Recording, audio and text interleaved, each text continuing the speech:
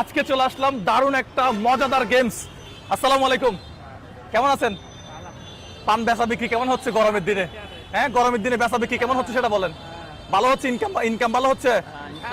হ্যাঁ, দেখছেন, ইনশাল্লাহ আপনার আগে বলে দিছে। আচ্ছা, এখন আপনাকে কি করতে হবে? বোতলগুলো মিলাইতে হবে। এখান থেকে 3টা বোতল 3 জায়গায় রাখেন। বিসমিল্লাহ, উনি 1 নাম্বার দিয়ে শুরু করেন। বোতলগুলো তুলেন। হ্যাঁ, 3টা 3 জায়গায় রাখেন। হ্যাঁ,